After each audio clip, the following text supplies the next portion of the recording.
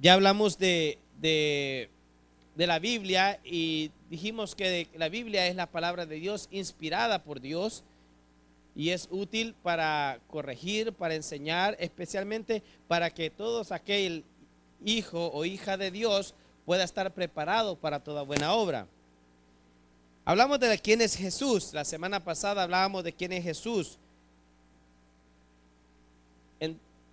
Y esta noche vamos a continuar con lo que es la obra de Cristo. ¿Qué fue lo que hizo Cristo? Ahí en Filipenses capítulo 2, versículo 8. Si lo tiene, le invito a que se ponga en pie para mayor reverencia a la palabra del Señor. Solamente es un versículo el que vamos a leer. ¿Lo tenemos, iglesia? Dice: y estando en la condición de hombre, se humilló a sí mismo, haciéndose obediente hasta la muerte, y muerte de cruz. Una vez más. Y estando en condición de hombre, se humilló a sí mismo, haciéndose obediente hasta la muerte, y muerte de cruz. Vamos a orar un momentito. Dios nuestro, gracias te damos en esta noche por tu palabra. Te suplicamos, Señor, de que hables a nuestros corazones y que seas tú quien nos dirija, Señor, en este estudio, Señor. Que no solamente lo veamos como un servicio más, sino que sea parte de nuestro crecimiento y de la enseñanza que vamos a tener para poder compartir con otros. En tus manos nos ponemos en el nombre de Jesús. Amén y amén. Pueden tomar sus asientos. Hermano, si me puede apagar el aire, por favor. El de aquí, porque el de aquí, este de aquí. Sí, porque me está. Muy bien. Dice: y estando en la condición de hombre, se humilló a sí mismo, haciéndose obediente hasta la muerte y muerte de cruz. Eso lo dice la Reina Valera, y en la versión nueva internacional dice: al manifestarse, es lo mismo de condición, como hombre, se humilló a sí mismo y se hizo obediente hasta la muerte y muerte de cruz. Estamos prácticamente viendo en la humillación de Cristo, y dice que Jesucristo, siendo Dios, no se aferró a lo que él tenía, sino que se humilló, se manifestó como hombre, se humilló a sí mismo y se hizo obediente. ¿Hasta qué punto? Hasta llegar a morir. El objetivo en esta noche es explicar la necesidad del hombre de por qué necesitamos un Salvador. También mostrar el costo que se tuvo que pagar por esa salvación de la cual usted y yo en este día estamos gozando y vamos a gozar en la vida eterna. Ahora, esta noche quiero empezar con dos preguntas muy importantes, dos o tres preguntas importantes. Y la primera de ellas es: ¿por qué tuvo que morir Jesús? ¿Acaso no pudo haber salvado él al mundo sin morir? Es más, ¿cómo sé que todos mis pecados fueron pagados en la cruz? Tres preguntas bastante interesantes que a veces nos hacemos. Bueno, y realmente era necesario que Jesús muriera. Y realmente, ¿acaso no había otra opción para poder hacerlo? Y al final la pregunta que se hacen muchos, ¿verdad? Realmente mis pecados, y vaya que tenemos muchos, los habrán sido pagados en la cruz del Calvario. Bueno, son preguntas que cada uno de nosotros deberíamos de tener una respuesta. Porque si yo le pregunto: oiga, ¿por qué tuvo que morir Jesús? ¿Qué me diría usted? Interesante, ¿verdad? Es más, yo le voy a preguntar: ¿cómo sabe usted que todos sus pecados fueron pagados en la cruz del Calvario? Es que el pastor lo dice. El pastor nos ha dado cuerda de que así es. Hoy lo vamos a ver con la escritura. Pero antes de eso, quiero que nos enfoquemos en el costo que tuvo que pagar Cristo en la cruz del Calvario por nuestros pecados.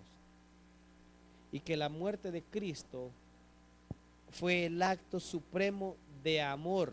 Oiga bien, de amor que Él tuvo hacia la humanidad.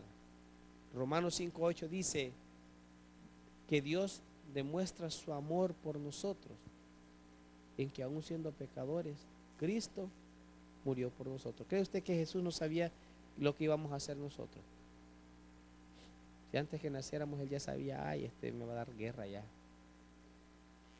Ah, no, este hermano, este hijo mío, así que le va a costar llegar, pero pues de todos modos lo voy a hacer por él también. Fue Dios mismo el que mandó a su hijo y sobre él puso toda la carga del pecado. Y antes de aprender sobre este maravilloso sacrificio, es importante entender la condición pecaminosa y sin esperanza en la que usted y yo estábamos antes de venir a Cristo. ¿Quiénes tienen 20 años de ser cristiano? Levánteme la mano los que tienen 20 años de ser cristiano.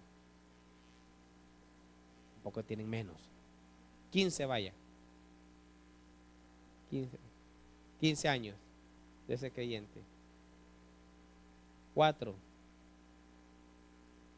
Nadie. Ahí todos están arriba de los 4 años. Vaya. Imagínese qué hubiera sido de su vida 25 años atrás, sin Cristo. Imagínese que hubiera sido si en ese momento hubieran venido y reclamado su alma. ¿Dónde estaría hoy? Ahora la pregunta es, ¿pero por qué? Bueno, veamos por qué. Vaya conmigo a Romanos capítulo 3, versículo 10. Yo no sé por qué tengo casi 2 meses de estarle dando a Romanos y siempre me manda los mismos versículos. A lo mejor algo me quiere decir el Señor, o a lo mejor algo nos quiere enseñar el Señor a nosotros. Vea, Romanos capítulo 3, versículo 10. Vamos a leer del 10 al 12. Si no trajo Biblia, aquí se lo pongo, preveyendo para aquellos que dice, como está escrito, no hay justo ni aun uno. No hay quien entienda, no hay quien busque a Dios. Todos se desviaron a una, se hicieron inútiles. No hay quien haga lo bueno, no hay ni siquiera, ¿cuántos dice? Uno, no hay uno siquiera. O sea que en otras palabras, lo primero que vemos en este versículo es la condición depravada del hombre, la condición pecaminosa del hombre. Y mire que aún siendo cristianos muchas veces todavía tenemos esa naturaleza, esa vieja naturaleza, y que se nos escapa de vez en cuando. Lo que decía Proverbios 19:11, ¿verdad? Honra le es al hombre pasar por alto ¿el qué? La ofensa. Pero no es cierto, hermano, porque nosotros nos ofenden y sacamos el mache 3 y nos enojamos. Entonces, tenemos esa naturaleza pecaminosa. Y fíjese bien, cómo lo menciona. Dice, ninguno es justo. Y fíjese que, ¿por qué dice que ninguno es justo? Porque el estándar o los estándares de Dios es la perfección. Mateo 5:48 dice, sean perfectos porque vuestro Padre que está en el cielo, ¿qué es? Hasta ahí quiere llevarnos Dios. ¿Habrá alguno que es perfecto en todo el mundo? Nadie. Entonces, ahí, si tuviéramos un detector, ¿verdad? Falla. Así es que no hay, ninguno es justo. Segunda cosa que dice el versículo, ninguno entiende. Vaya ahí a esa cita bíblica que está ahí, Efesios 4:17. ¿Sabe? Si el ser humano llegara a entender lo que la palabra de Dios enseña, creo que nuestro mundo fuera diferente. Pero mire por qué no pueden entender. Efesios 4:17 y 18. Esto pues digo y requiero en el Señor. Está hablando Pablo a los efesios, a los creyentes, que ya no andéis como los otros gentiles, o sea que ya no vivamos igual que los demás, que andan en la vanidad de sus mentes, que andan, o sea, en sus deseos personales, teniendo el entendimiento entenebrecidos, ajenos de la vida de Dios por la ignorancia que hay en ellos. ¿Por la qué dice? Por la dureza del corazón. Entonces, ninguno entiende. ¿Por qué? Porque tienen el entendimiento entenebrecido, porque tienen el corazón duro. ¿A cuántas personas usted les ha hablado de Cristo? Y les ha hecho querer entender de que necesitan un Salvador. Pero ¿qué les dicen? No estoy preparado. Yo no cambio la religión de mi familia. ¿Por qué? Porque tienen un corazón entenebrecido, un corazón duro. Y eso éramos usted y yo antes también.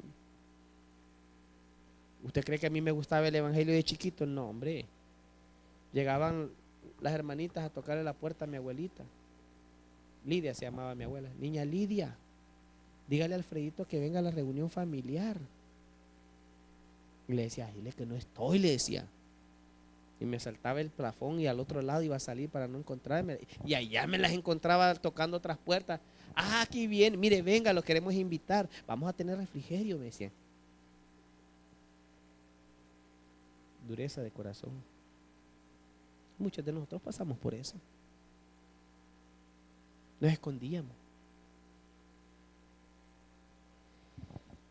¿Qué más dice el versículo? Dice que ninguno entiende porque tienen entenebrecido el entendimiento. Y dice que no hay ninguno que busque de Dios. Juan 6:44. Y fíjese esto, el hombre no viene a Dios si Dios no lo busca primero. Mire, eso de que busca a Dios no es cierto, hermano. Dios es el que está todo el día tocándote la puerta de tu corazón. Aquí estoy, ábrela. Juan 6:44 dice de que todo aquel que viene a Él es porque el Padre quiere que venga. Porque si el ser humano quisiera de Dios, hoy no cupiéramos en este lugar. Todas las iglesias en este día estuvieran llenas en su estudio bíblico. Todas.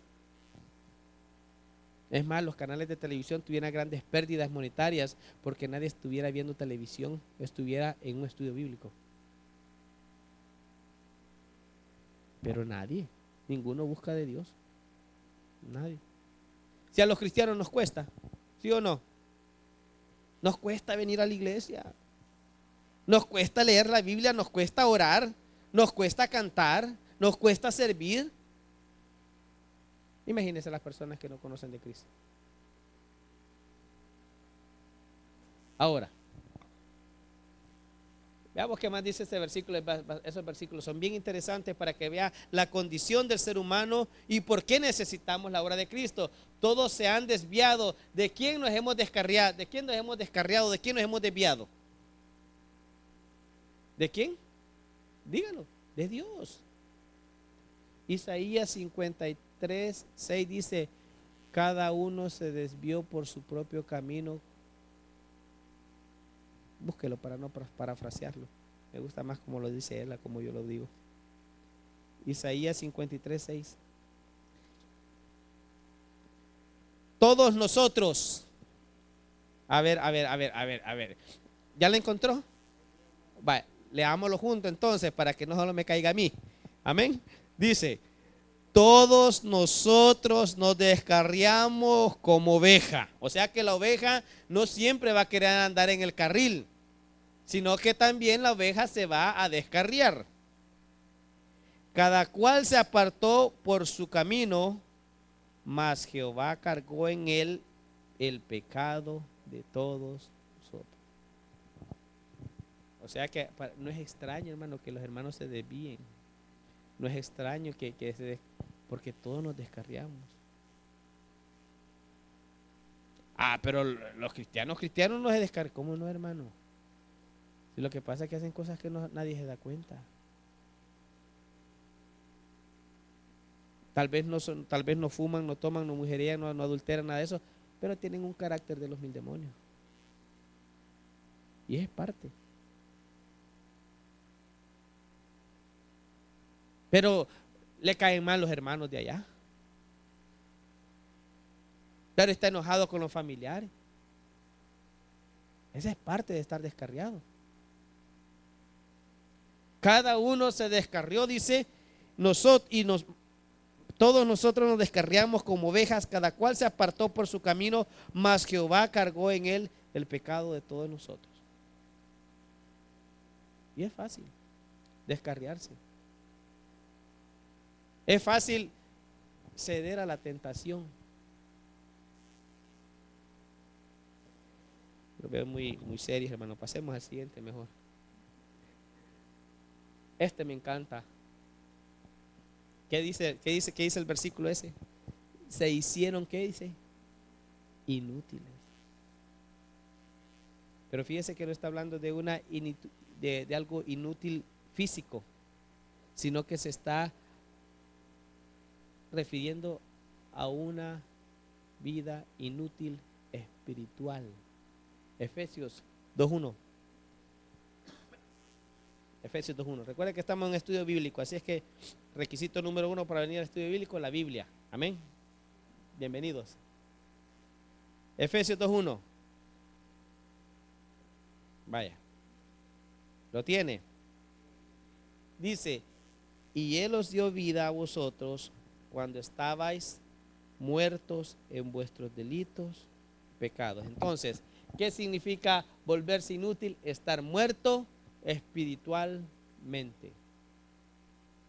Muerto espiritualmente. Eso es volverse inútil. Porque no producimos cosas buenas en el corazón. Una persona muerta espiritualmente no entiende por qué usted necesita preocuparse por el prójimo. Especialmente en esta sociedad donde la sociedad nos vuelve egoístas y materialistas. Todo para mí, todo para mí. Como decía aquel, ¿verdad? Primero yo, segundo yo, tercero yo, y si sobra, también para mí, ¿verdad? Tenemos otra por ahí. ¿Cuántos hicieron lo bueno este día? No levante la mano. ¿Cuántos hicieron lo bueno en este día? Fíjese que una pregunta bastante controversial, ¿verdad? Porque para usted hacer lo bueno es lo que usted hizo en este día. Para mí hacer lo bueno es lo que yo hice este día. Pero para Dios. Dice, ninguno que haga lo bueno, inútiles para toda buena obra. Dice ahí Tito 1:16, profesando conocer a Dios, lo niegan con sus acciones. Ahí adelantito está. Tito 1:6. Perdón, 1:16. Profesan conocer a Dios, pero con los hechos lo niegan, siendo abominables y rebeldes, reprobados en cuanto a toda buena obra. En otras palabras, ninguno que haga lo bueno. Este es el cuadro clínico del ser humano. Esto es lo que pasa con el ser humano. Esto es lo que pasa con el hombre. Y sabe usted que el hombre moderno, entre más avanza en su tecnología, más se va apartando de Dios. Ahora, el hombre es esclavo del pecado, como usted lo puede ver. Entonces, si no hay nadie que cumpla con los requisitos de Dios, significa que toda la humanidad está condenada al infierno. Porque si nos hacemos un examen nosotros mismos este día, tal vez usted me va a decir, pastor, pero yo no tomo, yo no fumo, yo no mujeriego, yo no hago aquí, no. Pero no solamente de ese tipo de cosas habla la Biblia. Porque pecado también es saber hacer lo bueno y no hacerlo. Todo aquel que sabe hacer lo bueno no lo hace, ¿qué es? Le es contado por pecado. O sea que no solamente hacer cosas malas es pecado, sino no hacer las cosas buenas que nos corresponde hacer. Por eso es que nosotros necesitamos, el ser humano necesitaba la obra de Cristo. Vamos allí a Hebreos 9:22. Primer punto, ¿por qué el hombre necesita un Salvador? Porque es pecador. Número 2, veamos la obra de Cristo, que está en Hebreos 9:22.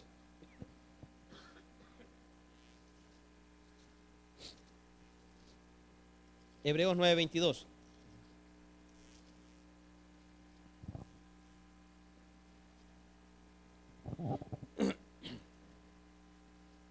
Lo tiene. Y casi todo es purificado según la ley con sangre. ¿Y qué dice?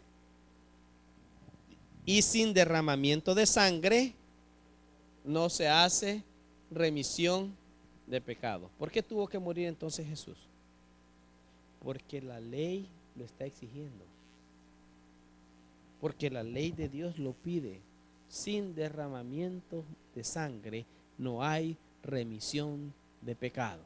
Necesitamos el sacrificio que Jesucristo hizo en la cruz del Calvario para poder lavar nuestros pecados.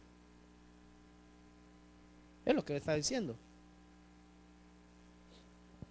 ¿Tenía Dios la necesidad de salvar al hombre? No. Dios no tenía ninguna obligación. Es más, fíjese en esto.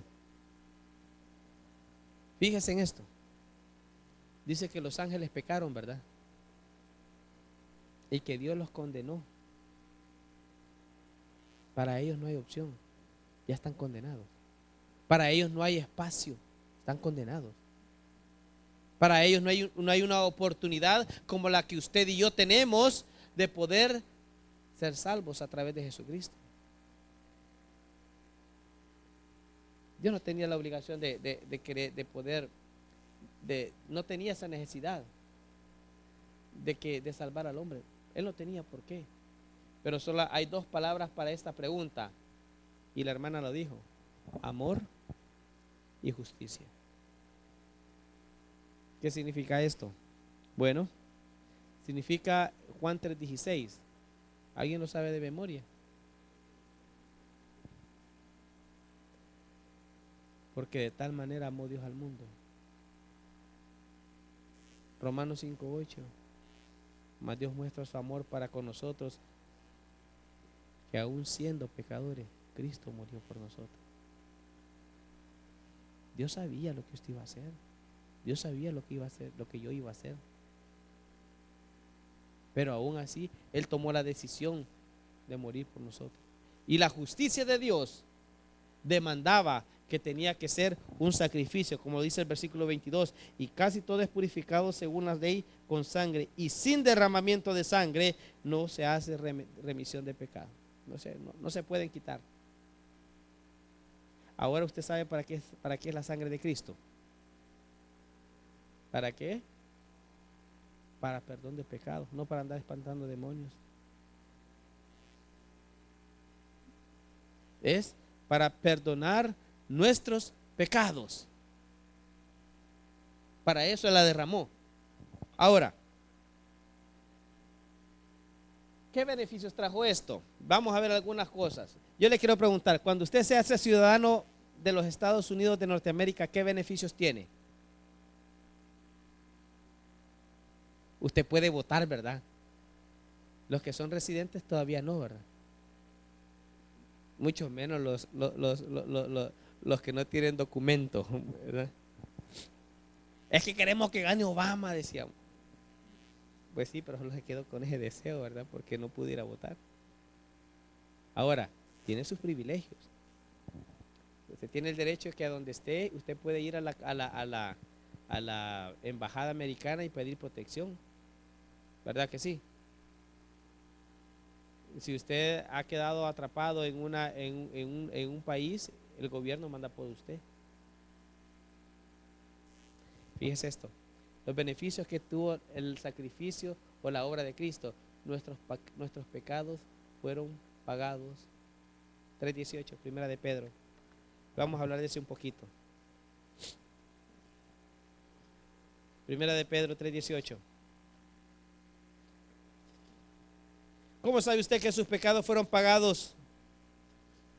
¿Cómo sabe usted que todo lo malo que hizo ayer, hoy y lo que va a hacer mañana ya está pagado?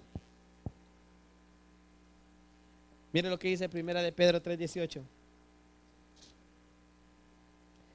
Sabiendo que fuiste rescatado de vuestra vana manera de vivir, la cual recibiste de vuestros padres, no con cosas corruptibles como oro y plata. El 19 es interesante.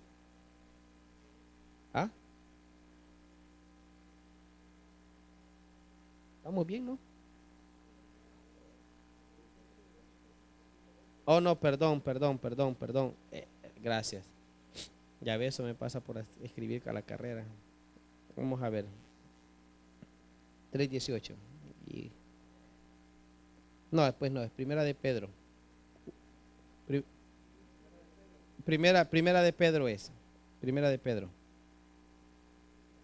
Dice, porque también Cristo padeció una sola vez por los pecados, el justo por los injustos, para llevarnos a Dios, siendo a la verdad muerto en la carne, pero vivificado en el espíritu. Pero ¿sabe qué? Ese que le estaba leyendo, ¿sabe cuál es? Capítulo 1, versículo 18 y 19. Mire, regrésese ahí atrás. O sea que no andamos perdidos con lo que estamos enseñando. Dice, sabiendo que fuiste rescatado de vuestra vana manera de vivir, la cual recibiste de vuestros padres, no con cosas corruptibles como oro o plata, sino con la sangre preciosa de Cristo, como de un cordero sin mancha y sin contaminación. Ahora vámonos al 3:18. Porque también Cristo padeció una sola vez por los pecados, el justo por los injustos, para llevarnos a Dios, siendo a la verdad muerto en la carne, pero vivificado. ¿Verdad que tienen mucho que ver los 3 versículos que hemos leído? Dice que fuimos comprados por sangre y que Él pagó una vez por todas, por nuestros pecados. ¿Sabe usted que lo que más no nos deja dormir a veces en la noche es la culpabilidad? Sí, ojalá hubiera hecho esto, ojalá hubiera dicho esto, ojalá hubiera... Pero es la conciencia. Pero cuando usted entiende lo que dice esto, que nuestros pecados fueron pagados, el Señor, esta noche pongo en tus manos todas mis fallas, todo aquello que no me deja vivir en paz. Entonces el primer beneficio que usted va a encontrar es que nuestros pecados fueron pagados. Segundo beneficio es que fuimos reconciliados con Dios. Romanos 5:10. Quiero preguntar, ¿será lo mismo reconciliar que perdonar? Fíjese, una pregunta que se me ocurría. Para perdonar, usted solamente necesitamos una persona, ya sea el que ofendió o el ofendido, no de los dos.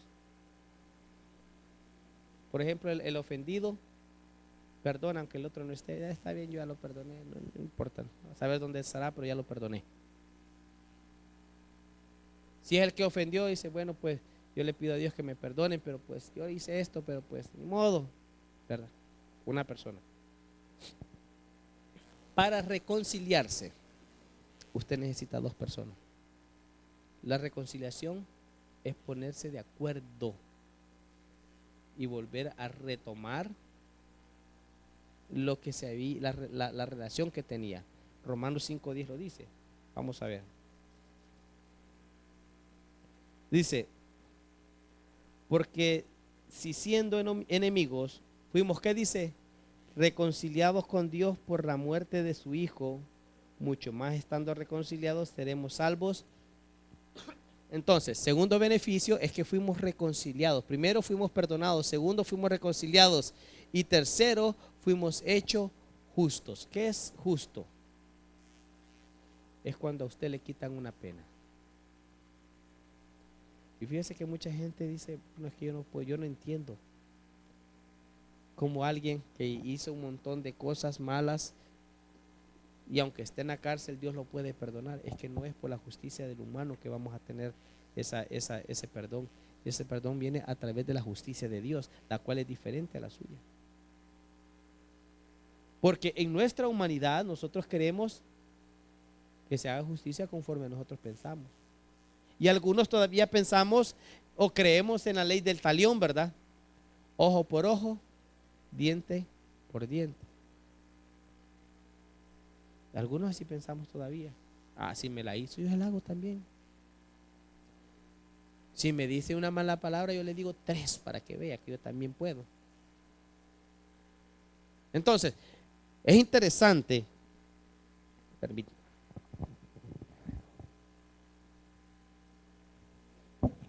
Es interesante cómo la obra de Cristo nos vino a pagar nuestros pecados, vino a reconciliarnos y también cómo nos ha hecho justos delante de Dios. Veamos uno más, que el tiempo se acaba.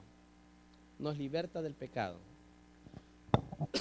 El día de ayer, no, el día lunes estuvimos hablando de la salvación, de las tres etapas de la salvación. La primera etapa es cuando usted recibe a Cristo y Dios nos libra de la condenación eterna. La segunda es cuando es la progresiva, cuando estamos luchando todos los días por no caer en pecado. Y la tercera es cuando Dios literalmente quita el pecado de deja de existir. Pero ese deja de existir, ¿cuándo va a ser? Cuando Cristo venga. Pero mientras usted y yo estamos en la segunda etapa, luchando. Mire, Gálatas lo dice de la siguiente manera. Gálatas, Efesios, capítulo 1, versículo 4.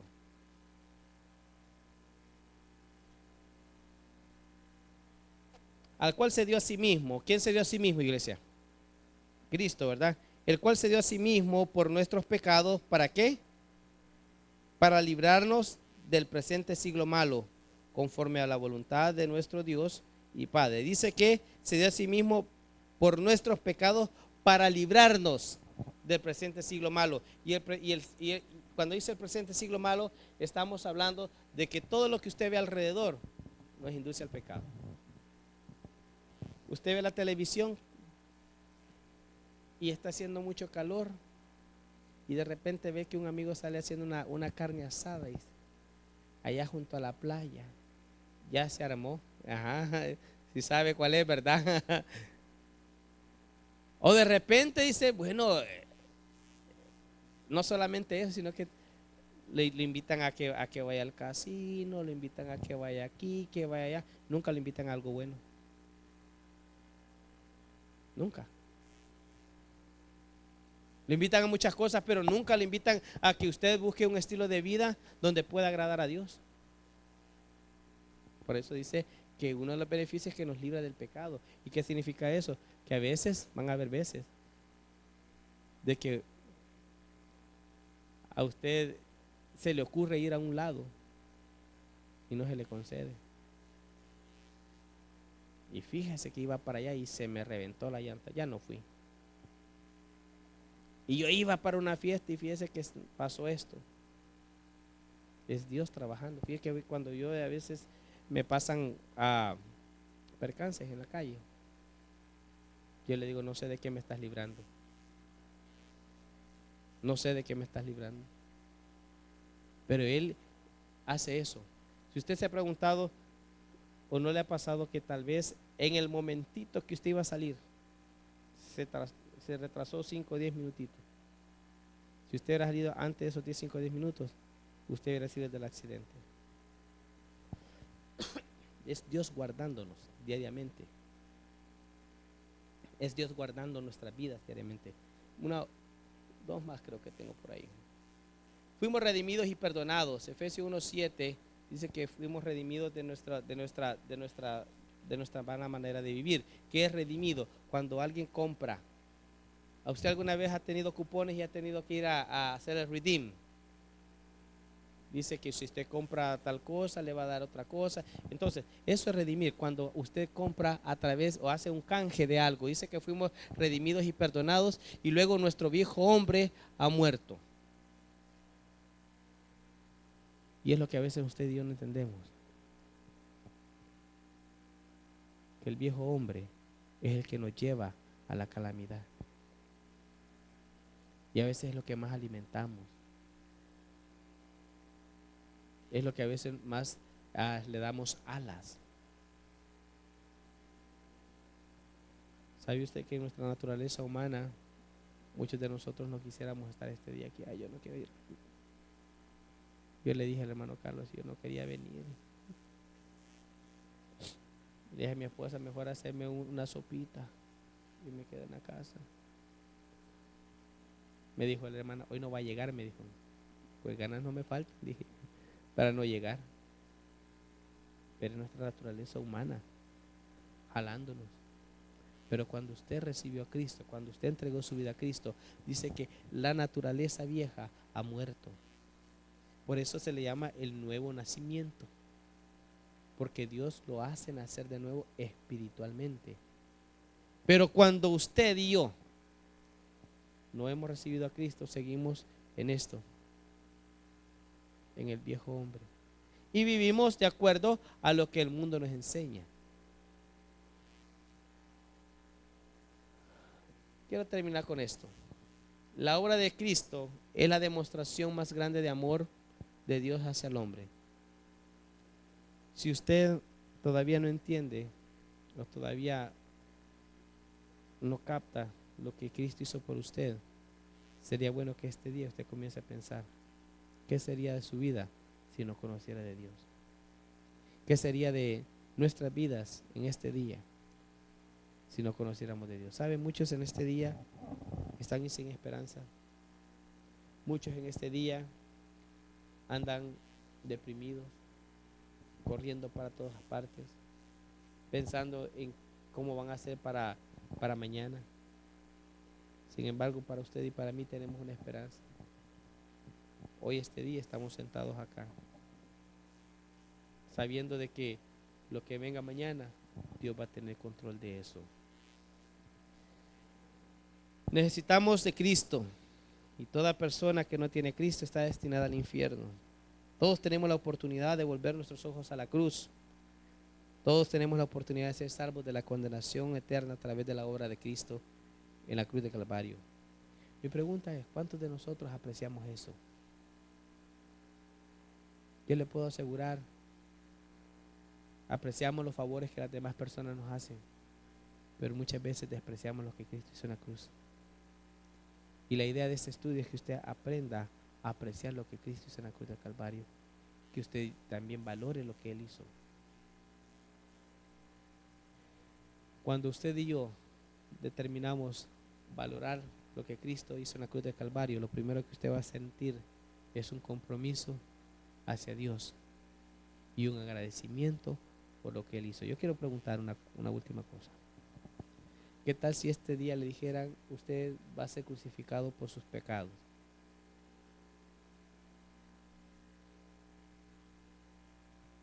¿Qué pensaría? Yo les soy honesto, yo salgo corriendo. Hay que los hermanos paguen, yo no. Pero le demos gracias a Dios que no somos nosotros los que vamos a traer en esa cruz, sino que hubo alguien que ya estuvo ahí por nosotros, y que usted y yo gozamos de esa libertad, y que usted y yo tenemos acceso a la vida eterna por ese sacrificio que Jesucristo hizo en la cruz de Calvario. Es tiempo que usted comience a valorar lo que Dios ha hecho. Es tiempo que usted comience a creer lo que Dios ha hecho en esa cruz. Vamos a ponernos en pie. Vamos a orar por los diezmos y las ofrendas en esta noche. Van a disculpar